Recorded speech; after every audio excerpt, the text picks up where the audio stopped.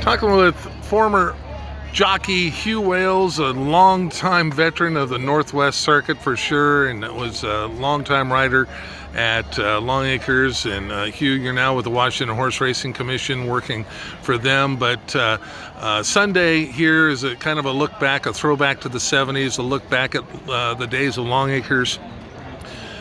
You know, I mean, it was just a different atmosphere, and horse racing as an overall sport was different back then. Big time, yes. What are the biggest differences you see between then and now?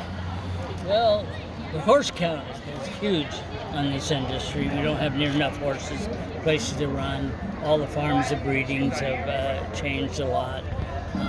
We had more horses, bigger rider colony, great trainers in the industry, and people loved it. It was one of the top sports around, where now they have a lot of other sports like football, baseball, soccer, all that now is takes some of our clientele.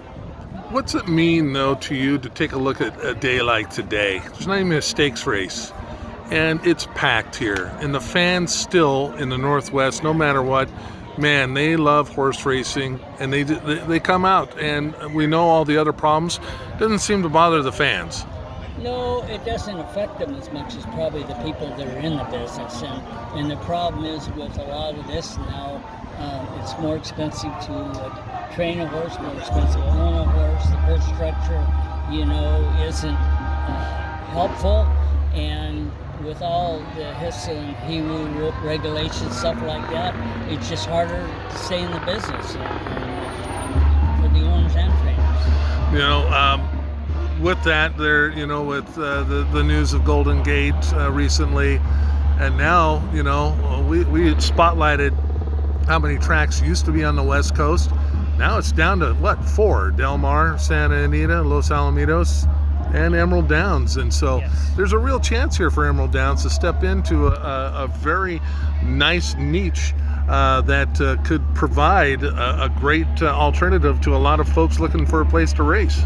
That's a possibility, yes. It's this, even though we know Golden Gate is not going to be running after December, there's other affiliates possible that I hear that are trying to take their dates. Cal Expo would like some of them. So we'll have to see how that pans out. But it would be great help if we can get some of them horses here. And I don't see a lot of the horses, 75% of the horses that I feel, the way it is at Santa Anita, won't do there. So I can't see that they're going to need places to go. And the other thing is, Turf Paradise is unsure of right now. So that's another track that possibly could be gone. And how that's going to affect us, we have a lot of trainers that go there for the winter and bring the horses back here. So that's another little. But again, the future remains in our hands, and we can guide our own ship here and keep pushing forward. And again, racing is just completely different than what it was in the old days.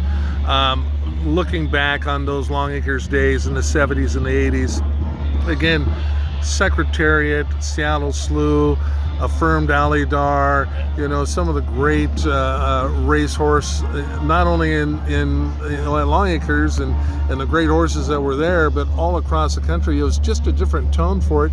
And again, times change, things change. But back then, what was that feeling like for you to get up every day to get to Longacres, and what did it mean to ride at a place like Longacres? It was just great. It's just the crowds and participation of the crowds and the racing was another era that was really great, and it's something I'd love to see come back. The big days we have here, and when you hear the people cheer when the horses go across that wire, there's nothing better to hear that sound. It's just fantastic. Pretty good training colony here. Absolutely, good riding colony. And the colony here today, this year, is really strong. It's going to be fun to watch the second half of this season. Definitely, and I'm hoping that we get a lot of these trainers back next year, and maybe even more. That's what we need to do. We need to get more horses and to help the betting fans, because they like to bet the bigger races that will help everybody.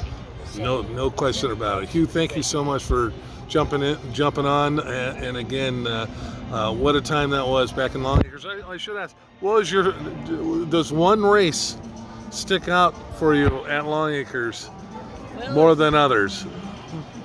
there was a race. It was a governor's handicap. It was 1984. I was on a horse called Driller. I beat Trooper 7 that day. Probably the only time Trooper 7 got beat. He won the Longacres Mile, and the horse that I rode, this Driller, we were pointing for the mile, and the second jump after the race, the horse had bowed a tendon. It was in the sloppy mud, but that was a great day to know that I rode a horse that beat one of the greatest horses in Washington history. All right, great. Thanks, Hugh. I appreciate it. Thank you.